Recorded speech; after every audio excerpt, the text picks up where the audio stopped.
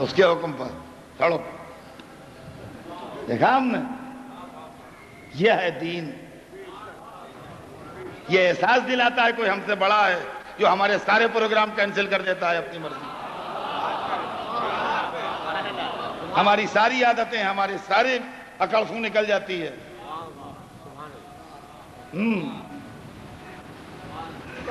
صبح چائے نہ ملی تو بیوی کو کھائے جا رہے ہیں. اب رمضان 8 مہینہ بہنے کھائے گا. جی یہ ہے. تو آپ کیا چاہتے ہیں, نہ ادھر ملے نہ ادھر ملے بلّہ. اسی طرح جناب حج بھی ہے. آپ کوئی ہیں, سب کپڑے اتارو.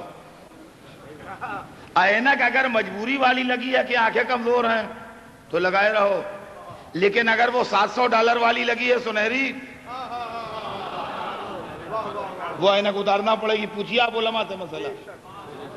وہ آنکھوں کی کمزوری والی اگر اینک ہے, یہ والی جیسے میں لگائے ہوں, تو یہ تو چلے گی, اس لیے کہ اس کے بغیر ہم دعا نہیں پڑھ پائیں گے, راستہ نہیں دیکھ پائیں گے. لیکن وہ $700 والا جو فریم آتا ہے نا امریکن, اگر بوسہ لگا ہے, جو اظہار دولت کر رہا ہے, اتاریے. انگوٹھی 10, 12, 20 روپے والی عقیق کی فیروزے کی پہنے ثواب کے لیے تو پہنے رہیے. لیکن اگر آپ ڈائمنڈ پہنے ہیں, یاقوت پہنے ہیں, نیلم پہنے ہیں, کہ بار بار باتیں کرتے میں ہاتھ کو یوں وہ چمک رہے ہیں, نگ معلوم ہو امیر کبیر ہیں. جی ہاں, اس کو $1 ملین کا ہے یہ اتاریے. آئینہ نہ دیکھیے بنانے سنوارنے کے لیے.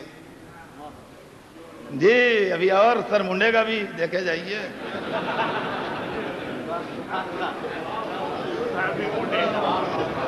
یہ ہے یاد منانے جا رہے ہیں ابراہیم اور اسماعیل کی. معلوم ہوا کہ جب حج میں بلایا گیا تو سارے امتیاز ختم کر کے بلایا گیا. حضور دنیا میں 2 ہی دربار ہیں جہاں امتیاز ختم ہوتے ہیں, یا اللہ کا دربار ہے جہاں شاہ و گدا کا امتیاز مٹتا ہے, یا حسین کا دربار ہے جہاں ایک جگہ سب بیٹھتے ہیں.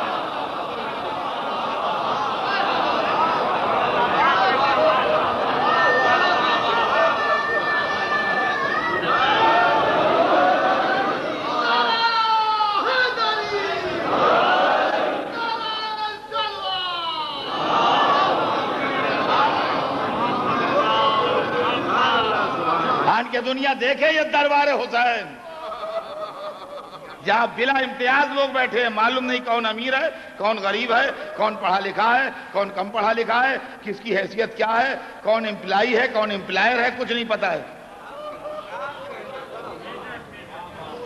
یہاں روح اسلام یہاں سمجھ میں آئے گی, شاہی درباروں میں نہیں سمجھ میں آئے گی. یہ حسین کا دربار ہے جہاں سمجھ میں آئے گی. اور عزیزان گرامی, اس کو دنیا کے دوسرے واقعات سے کمپیئر نہ کیجئے. دنیا میں جلسے ہوتے ہیں, سیمینارز ہوتے ہیں, اجتماعات ہوتے ہیں, ان میں بلائے جاتے ہیں, کارڈ جاتے ہیں, کرسیاں پرووائڈ کی جاتی ہیں, لوگ نہیں آتے. مجلس حسین میں ایک اعلان عام چھپتا ہے, فرش بچھے نہ بچھے.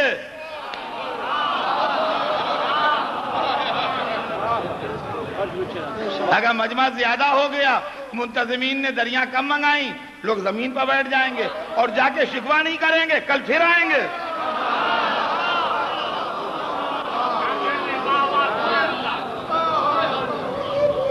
یہ ہے حسین کا دربار. عزیزان گرامی, یاد ابراہیم و اسماعیل. حج 4 کیریکٹرز کے گرد گھومتا ہے. آپ جا کے حج میں دیکھ لیجئے, حج 4 کیریکٹرز کے گرد گھومتا ہے. جناب ابراہیم, جناب اسماعیل, جناب حاجرہ, یہ 3 اچھے کیریکٹر جو اللہ کو پسند ہیں, اور ایک برا کیریکٹر شیطان.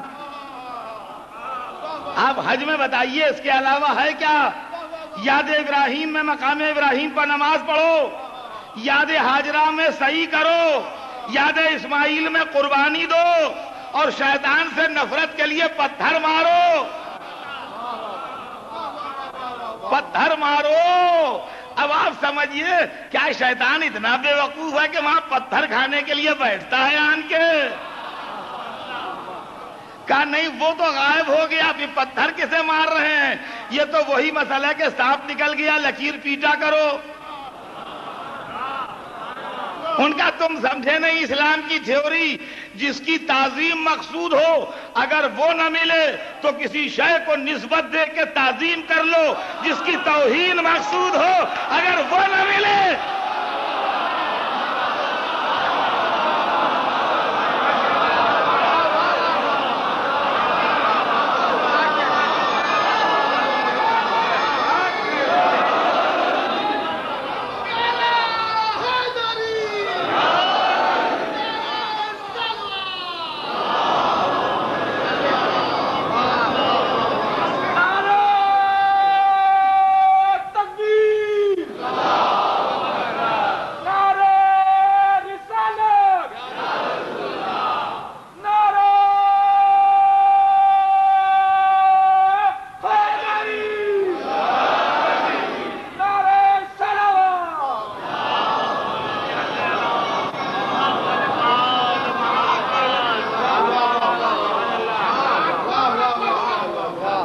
حجر اسود کا بوسہ دیا جاتا ہے، وہ اسلام جو پتھروں سے ہٹاتا ہے انسان کو، وہ پتھر مکے میں چمواتا ہے۔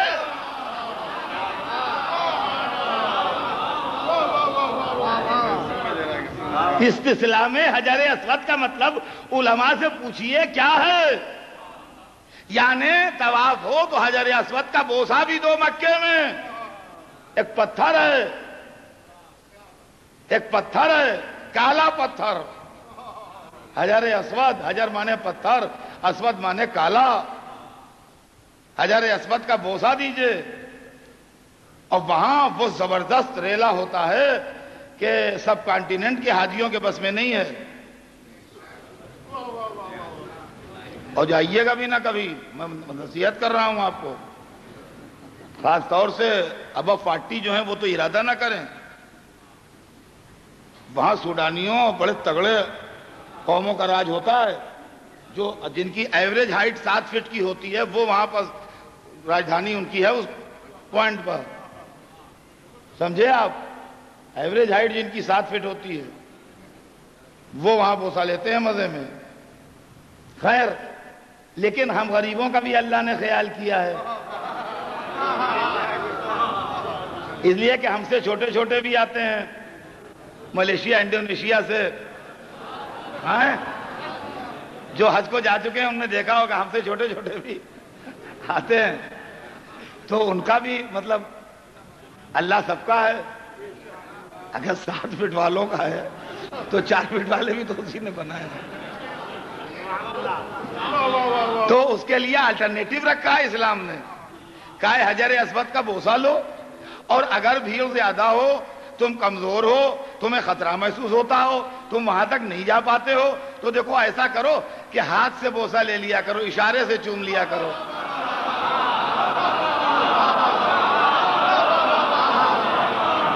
اچھا، یہ وہ مسئلے ہیں جو سارے اسلام میں ایک ہیں، یہ اختلافی نہیں ہے مسلمانوں کے بیچ میں، اس کو سارے مسلمان، ساری فقہیں، یہی مسئلہ سب میں ہے کہ استسلام حجر اسود اگر نہ کر سکے، یعنی منہ سے نہ بوسہ لے سکے، تو اشارے سے۔ اشارے سے کیسے ہو؟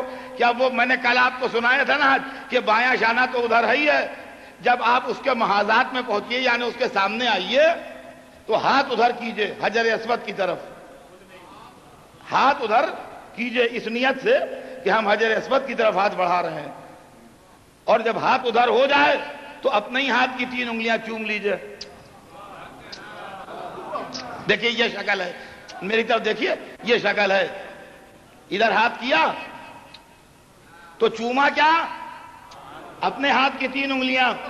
اللہ نے کیا مانا کہ آپ نے حجر اسود چوما؟ یعنی اسلام میں یہ ہے کہ جس نے نسبت کو چوما اس نے اصل کو چوما۔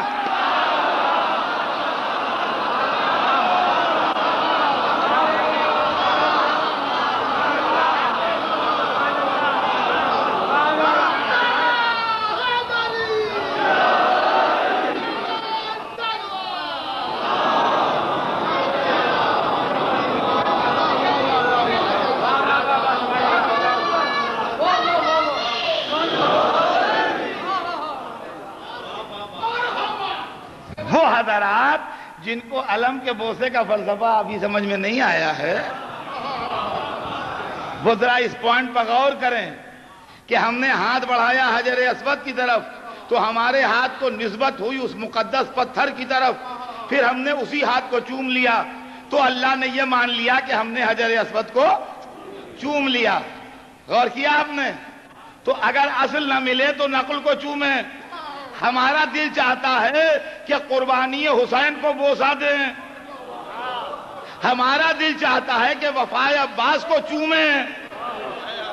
قربانی حسین کہاں ملے جو چومیں؟ وفائے عباس کہاں ملے جو چومیں؟ تو جس نے زری کو چوما قربانی حسین کو چوما، جس نے علم کو چوما وفائے عباس کو چوما۔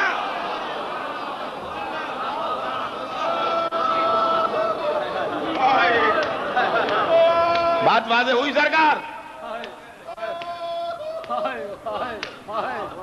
بس آج میرا وقت تمام ہو رہا ہے، مگر یہ مضمون مجھے پیش کرنا ہے۔ اصل میں میرے خود اندازے میں غلطی ہو رہی ہے۔ میں یہ سمجھتا تھا کہ آج اس سبجیکٹ کو میں پڑھ دوں گا آپ کے سامنے، مگر اس کا 25% نہیں پڑھ پایا میں، تب مجبوری ہے کل پڑھوں گا۔ زندگی رہی تو جو امپارٹنٹ باتیں مجھے کہنا ہے وہ کل کہوں گا، ابھی نہیں کہہ پایا ہوں۔ زندگی رہی تو کل کہوں گا انشاءاللہ۔ لیکن آج ایک بات آخری سن لیجئے اور مجلس تمام ہو جائے، اس لیے کہ وقت تمام ہو رہا ہے۔ بس آخری بات، اور وہ یہ کہ لوگ یہ اعتراض کرتے ہیں واضح کہ یہ ساری خطابت آپ کی ہو، یہ ساری مجمع کی آپ کے واہ واہ، یہ سب تو خیر اس پر ہمارا کوئی اثر نہیں ہے، مگر اللہ کو ایسے ہی اگر پیارا تھا حسین کا معاملہ تو محرم کو واجب کیوں نہ کر دیا؟ جیسے حج کو واجب کر دیا، جھگڑا ہی نہ رہ جاتا، جھگڑا ہی نہ رہ جاتا۔ جیسے قرآن میں آیت بھیج دی حج کی، محرم کی بھیج دیتے۔ 10 دن مان نہ مان ہر ایک کو کرنا پڑتا، کیا بنا لیتے؟ بحضور آپ محرم و حج کا فرق سمجھ لیجئے کیا ہے، جہاں جہاں حضرات ہیں، اس لیے کہ یہ عام طور سے ایک طبقہ ہے جو یہ بات کہتا ہے، تو اس کے لیے سنیے کہ محرم و حج میں فرق کیا ہے، محرم کی کیا نوعیت ہے، حج کی کیا نوعیت ہے۔ میں ایک مثال دوں گا، دیکھیں میری مثالوں میں خرابی ہوتی ہے، میں زندگی سے مثال لیتا ہوں تو اکثر زندگی میں وہ مثالیں مل جاتی ہیں تو لوگ سمجھتے ہیں ہم پر پڑھ دی ہے۔ میں یہاں نیا آدمی ہوں، اجنبی آدمی ہوں، مجھے یہاں کے نجی معاملات، کس کے کس سے تعلقات کیسے ہیں، کس کی کس سے کیا رشتہ داری ہے، یا یہاں کے گھریلو قصے لوگوں کے مجھے کچھ نہیں معلوم ہے۔ میں 4-5 دن پہلے آیا ہوں، 4-5 دن بعد چلا جاؤں گا، مجھے یہاں کے معاملات میں کوئی بھی، اور جو میں پڑھ رہا ہوں میرے پیش نظر کراچی کی کوئی فیملی یا کوئی خاندان نہیں ہے، میرے پیش نظر 1400 برس پہلے کا قصہ ہے، اور زندگی سے مثال اٹھاتا ہوں اور سناتا ہوں۔ 2 بھائی تھے، دونوں میں آپس میں جھگڑا ہو گیا، تعلقات ختم ہو گئے، آنا جانا رشتہ داری عزیزداری ترک ہو گئی۔ اب ایک اٹھا اپنے لڑکے کی شادی کرنے کے لیے، ایک بھائی